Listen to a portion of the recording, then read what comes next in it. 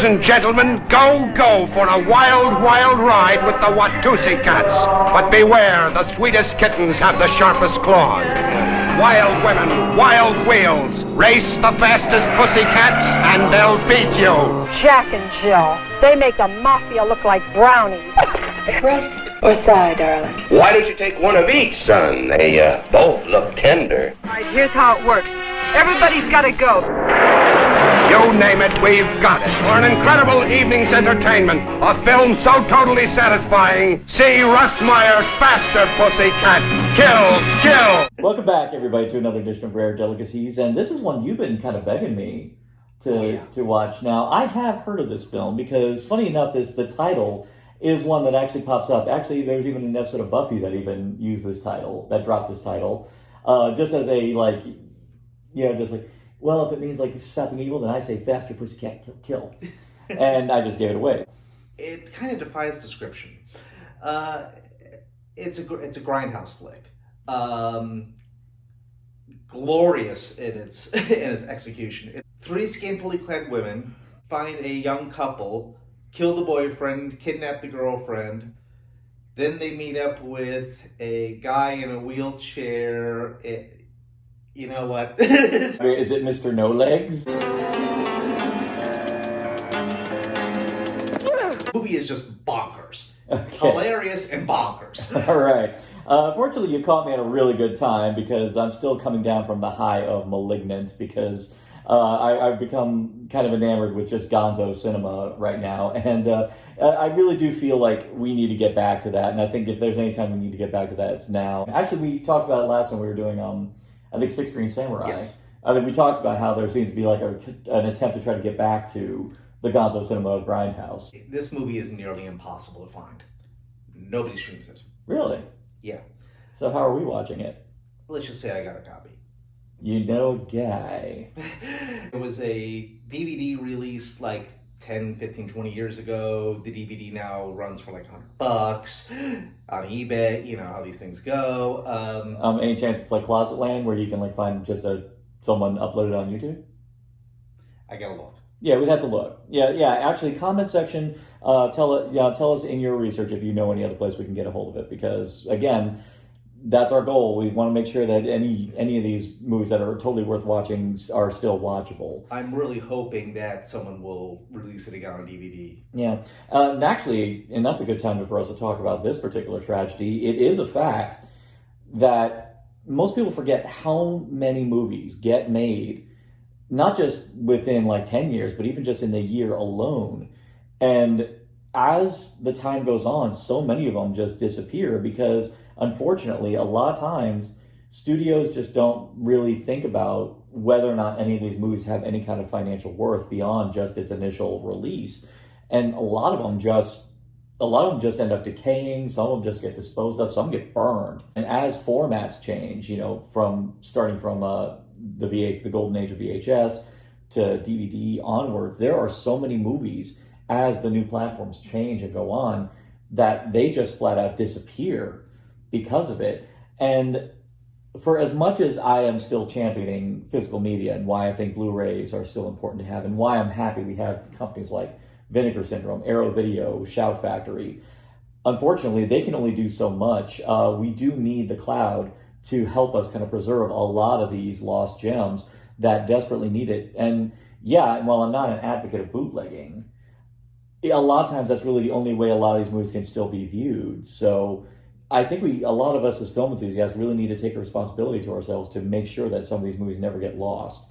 And like I said, I've heard of Faster Pussycat Kill. This is a movie that has definitely not been lost on me. And again, even the title has been one that's in the cultural zeitgeist. Yeah. So it's funny that the movie that coined it is now on the verge of disappearing. So if whatever we can do, in this episode to enhance awareness of it, I feel like that's what we need to do. Amen. Yeah. So without further ado, Faster Pussycat Kill. But a word of caution, handle with care and don't drop your guard. This rapacious new breed prowls both alone and in packs, operating at any level, any time, anywhere, and with anybody. Once again, you're welcome. Yeah, quoted by my son. Yeah. You know what? We're going to joke as hell frequently about this film, but the one thing I got to say, and it's crushing me to find out that it's not getting any sort of proper DVD or Blu-ray treatment or anything like that, principally because I was watching this, and I even said it while we were watching it, I was frankly seeing the dawn of the exploitation movement. I'm pretty sure that it was happening beforehand, but I was really feeling like the exploitation movement was starting with this movie, and I feel like it was really kind of taking shape and kind of like building up to a whole subgenre of film. And I feel like this film kind of felt like it was at the epicenter of it. Yeah, and one thing you mentioned, I would not be surprised. This movie must have heavily influenced some of the greats like Tarantino. Actually, I found out in research on this, Quentin Tarantino actually did try to do his own like kind of reboot of it. Oh. But it just never came to fruition. But so yeah, this film is directed. It's Death Proof. Yeah, actually, that's the thing. When you watch a movie like Death Proof, you could definitely tell that it was heavily influenced by the films of Russ Meyer. And yeah, this film is directed by Russ Meyer, who, for anyone who knows, he was kind of at the epicenter of, one could say maybe the sexploitation movement, I would say at this point. Definitely probably one of the kings of blue movies, but most notoriously directed Beyond the Valley of the Dolls, which was written by Roger Ebert. So in the beginning, you have these Hellcat women who just love tear-assing through the deserts, getting in all kinds of trouble. Apparently, they just got out of prison, and they come across I don't even know how to describe the guy named Tommy, but he's apparently a guy who just loves testing how fast he can race his car, and he brings along a borderline illegal girl. It was the 60s. Nobody cared. Yeah. It's the 60s. Well, it's a 2021.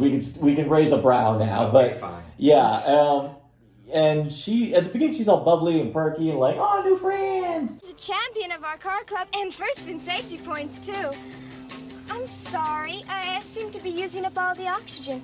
What's your story? Leader of the three women, Varla, who I gotta say is a freaking bamf, kills Tommy and kidnaps the girl. And I might add, quite a repertoire of kung fu fighting.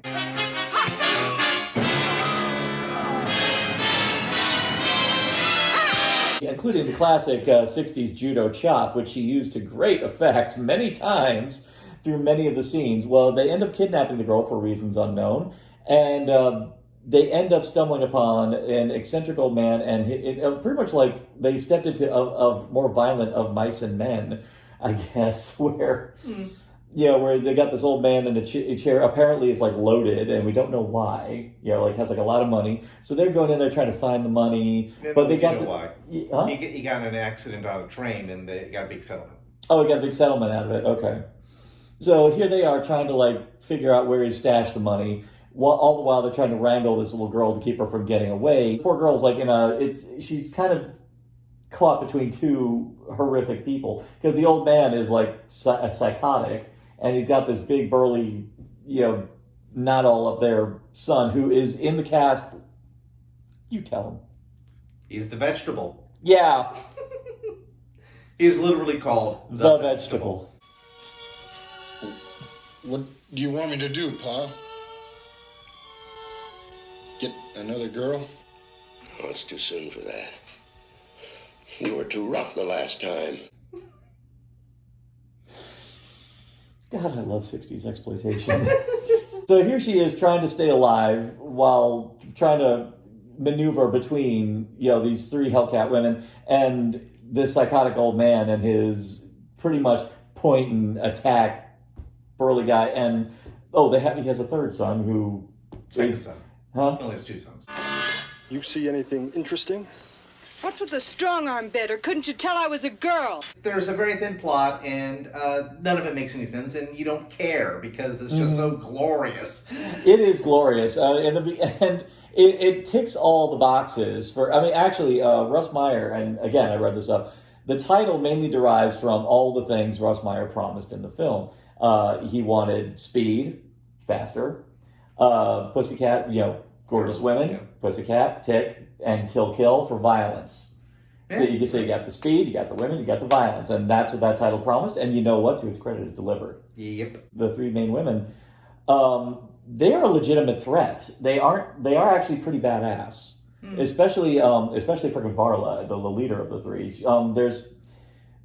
There's two major fights with her, and the beginning, the one where she initially kills Tommy, and the big final climax. And the thing I was really taken with, but the way Russ Meyer, most other movies, it would be decidedly lopsided or restrained because of the fact it would be a man fighting a woman. Not this movie.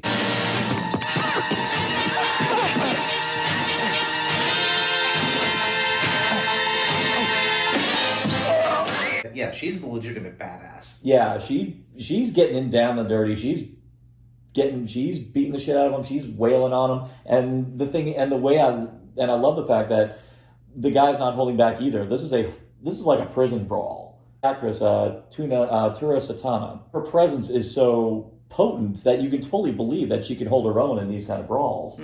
As I was editing this, I went to Wikipedia and looked up the history of the actress Tura Satana, who played Varla. Jesus fucking Christ! Just flat out, balls out, will kill you evil people. Watching this movie, I was actually just legitimately impressed that he, portrayed these three women, as in other movies where the kind of threat would be from guys. And with that little girl at the center, I like that she was in different kinds of danger from both sides. On the when they meet the of Mice and Men from Hell, I'm going to keep calling him that. I liked that she was experiencing a different kind of danger on that side, but then she's got the other one on that side. You really did feel the peril for this poor girl. Yeah. Yeah. She was convinced she was dead. Yeah, many times you thought that she was just resigned to the fact that she was going to be fucking dead. Yeah. Yeah, by the end of it. And actually, I even made a little nod to the Texas Chainsaw Massacre while we were watching it, where by the end, she's just screaming, bawling on the ground, like going full Sally Hardesty, just screaming. I'm like going, yeah, this girl's not going to be right afterwards. And given the transition from the beginning, she's very bubbly, very perky, very like open and inviting. By the very end, you just see the poor girl just get completely destroyed by the very end. And I was actually really impressed that the script was actually that astute and obviously Russ Meyer was directing her to actually be able to convey that transition. So yeah, there's a lot more going in this movie than you would ever anticipate. It is available on YouTube. Mm-hmm. Yeah, I had to do a little digging, but yeah, it was there. As far as I know, it's the whole thing. Yeah. So you really owe it to yourself to watch this movie. Honestly, if you love Quentin Tarantino, especially if you love Quentin Tarantino, you have no excuse. You need to be watching this movie, and this movie needs to be. And this movie apparently is still screened at places like Alamo Drafthouse. Like it's like still one of those festival favorites. It's even on the 1001 list of movies that you have to see before you die, and it's even it's listed on a lot of many top anything lists as far as like cult films and as far as like movies that were actually like considered culturally relevant, particularly of the age to which they were coming out with. So when you're telling me that it's barely available anywhere, that's staggering. Yeah. Watching stuff like Death Proof, or even watching half the stuff we've seen on Mystery Science Theater 3000, or even some of the stuff I've been watching on Shudder, it's like this is the kind of stuff that you can tell influenced a lot of filmmakers, and it's killing me to think that this could potentially fall into obscurity. Yeah, this is in dire need of a collector's edition, which just goes into what this movie, commentaries. Well, unfortunately, Russ Meyer has since passed. Yeah, and I think a good fraction of the cast has. Yeah, so it would honestly, if there's anyone who I think I would have been shocked, wouldn't have taken it upon himself to make sure that this got a beautiful Blu-ray transfer or something like that. I'm surprised Tarantino didn't consider doing that. Because he's openly said it's like one of his favorite films. Honestly, this is something the Vinegar Syndrome needs to get on, kind of thing. I'd have to do some really deep digging to find out if anyone's ever tried to do a special edition on this one. So, I've never seen one. Never seen, yeah.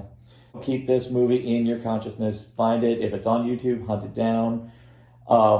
Not for nothing, even if you don't like it, this movie is just this one I can see as a cultural milestone that needs to be preserved because of when you think about because we wouldn't have half the filmmakers we have nowadays were it not for movies like this. And I know I'm making it out to be like this cinematic masterpiece, because in the end we were just having a blast just going, really? Oh God, we're going there? Yep. We're doing this now. Okay, yeah. And I gotta say, I was on board with the very beginning doing the Hepcat Reefer Madness version of the Outer Limits opening from the dead beginning. Immediately, I was like, I'm on board. And the gratuitous, we're going to swim and get into a fight because... And on top of the clothes. There was no, stripping or anything like that, just jumping in the water fully clothed and then getting into a brawl fully clothed. Most of the filmmakers would rip off the clothes and, just getting down their skivvies. But no, Russ Meyer said, no, they're going to be in their clothes. Yeah, we can't say anything more of that. It is pretty weird. But then again, when you get to know Billy as a character throughout, you kind of realize she's kind of that AD. She was ADD before there was ever such a thing as ADD, because she seemed to just turn on a dime and just want to do any random thing possible, even wanting to sow her oats with the vegetable just because she wanted to, or just get blitzed drunk, even though it's been stressed. That's probably not a good idea to get drunk when you're trying to pull a fast one on these people. And you're trying to guard a girl. And you're on guard duty. Yeah, that's right. I'm drunk. With the freaking girl that you kidnapped. And she's getting blitzed and she's doing all this stuff that is very obviously ill-advised. But the thing is, all of that tracks for her character. Yeah. And you can't deny. Oh, and we haven't mentioned the third. The third in their team. The walking stereotype. The walking stereotype, who has the worst stereotypical Italian accent. All right, you washed. Now I'm gonna spit it dry you. Until she started doing this. A lot of this. There was a lot of this going on with her character. Yeah, I originally thought she was supposed to be Mexican. Yeah, we were like, at the beginning, we're like, what is she going for? Is she going for Mexican, Romanian? Before we finally landed on Italian. And even then, we had to take our heads into some severely horrible racist territory to realize, she's going Italian. It's like, I'm not even sure. Yeah, it's pretty clear she was not real Italian. And if she was real Italian, then she must have been living in America and was probably living and people were telling her, oh no, you're not Italian, you're not doing this. I don't know if this is the kind of movie where I really would want to see a legitimate Italian person. I think it would have felt... No, it works better. It needed... I hate to say it needed to be a complete stereotype because that's what the movie needed. That's kind of the thing that just fits the tone of the movie a heck of a lot better. I mean, it's the kind of movie where the barely legal girl spends the entirety of the movie. The first time you see her, she comes out of the car in a freaking bikini. And spends the entire damn movie in the freaking bikini. Again, why? Yeah. Just why? First time I watched this, my roommate came by and said, hey, what's the story of the half-naked girl? And I had to say, okay, which one? And even then, even then, our three main villainesses were actually spent with more dominantly clothed than her, and she was the one I felt kind of off of it. I was going, because again, barely legal. And here I'm going she's the one who's fetishized the most, and I'm like, Russ Meyer, I'm getting mixed signals from you, buddy. Yeah, I'm putting this on the menu on principle, just because of the fact that we wouldn't have a lot of the filmmakers we had because of this movie. So, whoever you know, if you know anyone who makes the special edition Blu-rays, in the name of God, do it. Do it, because this one was, I immediately looked at it and going, this is a cultural milestone. This is one that needs to be preserved. Even if it's not a great film, even if it's not one that's of high quality, it's still one that you can tell was the epicenter of a movement. Stuff like that needs to be preserved just to kind of understand how we've come in the filmmaking culture. Yeah, you could call it obsolete. Yeah, you could call it misogynist, but it was a film that did show, do a lot of things which most nebbish, the film establishment, particularly at that time, probably wouldn't have stood for. And here we are still talking about it down the line. It's on the menu. It's on the menu. Totally watch it.